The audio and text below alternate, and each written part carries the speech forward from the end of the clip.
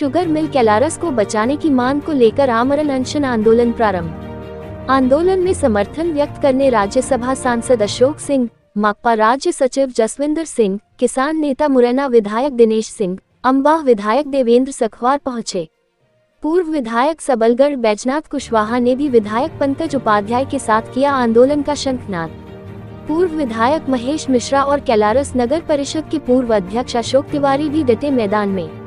यहाँ बता दें कि मुरैना जिले का एकमात्र शक्कर कारखाना जो 18 वर्षों से बंद पड़ा है, विगत 15 वर्षों से चालू किए जाने की मांग को लेकर शक्कर कारखाना चलाओ संघर्ष समिति का आंदोलन जारी है, जिसको लेकर लंबी लड़ाई चली आ रही है। संघर्ष समिति के निर्माण के साथ ही दिवंगत पूर्व विधायक एडवोकेट स्वर्गीय सूबेदार सिंह खाड़ोली, पूर्व विधायक महेश मिश्रा, माकपा नेता अशोक तिवारी लड़ते चले आ रहे थे। विगत 5 वर्षों से इस लड़ाई को आगे बढ़ाने का कार्य और दायित्व जौरा के विधायक पंकज उपाध्याय सड़कों से लेकर विधानसभा तक बखूबी निभा रहे हैं और अब आर पार की लड़ाई का मन बना। स्वतंत्रता दिवस 15 अगस्त से आमरण अनशन आंदोलन प्रारंभ कर दिया गया, जिसमें कांग्रेस सहित माकपा, समाजवादी पार्टी, फॉरवर्ड ब्लॉक के नेताओं ने विधायक पंकज उपाध्याय के नेतृत्व आर पार का मन बना लिया है। आंदोलन के पहले दिन मुरैना जिले के कांग्रेस के विधायकगण दिनेश गुर्जर, देवेंद्र सखवार, पूर्व विधायक बैजनाथ कुशवाहा, राज्यसभा सांसद अशोक सिंह, माकपा राज्य सचिव जसविंदर सिंह, अशोक तिवारी ने आंदोलन का शंखनाद किया और शासन प्रशासन को खुले शब्दों में चेतावनी देते हुए कहा कि यह कारखाना हमारे किसानों भाइयों का है, इसे बिकने नहीं दिया जाएगा, इसे चालू करना होगा, नहीं तो आंदोलन और भी विशाल गति पकड़ेगा।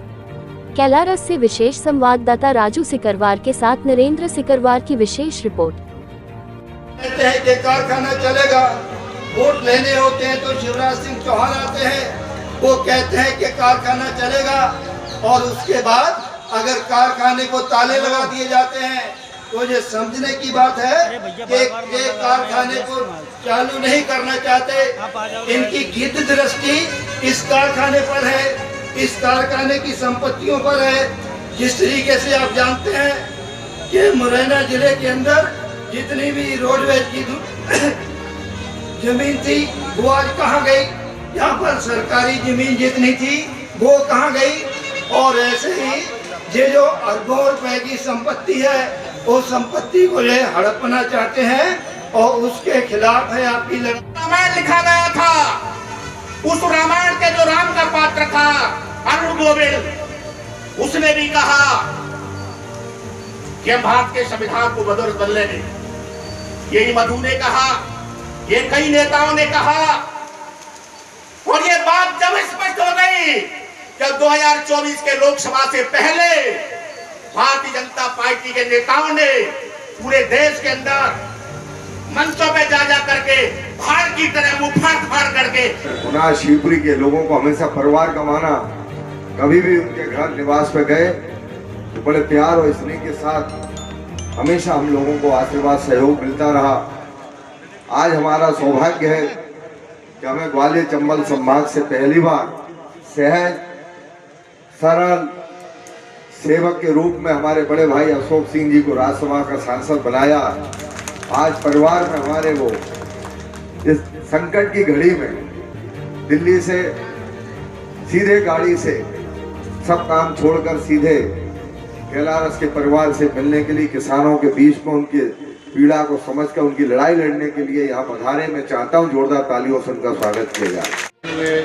हमारे समाजवादी पार्टी के सभी साथीगण और सभी सम्मानित मंच पर बैठे हुए हमारे नेतागण और सभी सम्मानित हमारे सामने बैठे हुए साथियों, आपने देखा होगा भारतीय जनता पार्टी की सरकार जो कांग्रेस ने लगातार जो चीज़ें इकट्ठी की थी, संचित की थी, जो क्योंकि आपको अगर पता हो कि अंतर्राष्ट्रीय स्तर पर इन सब चीज़ों का मूल्य होता है और उन मूल्यों के कारण उस सरकार की साख और उस देश की साख मानी जाती है।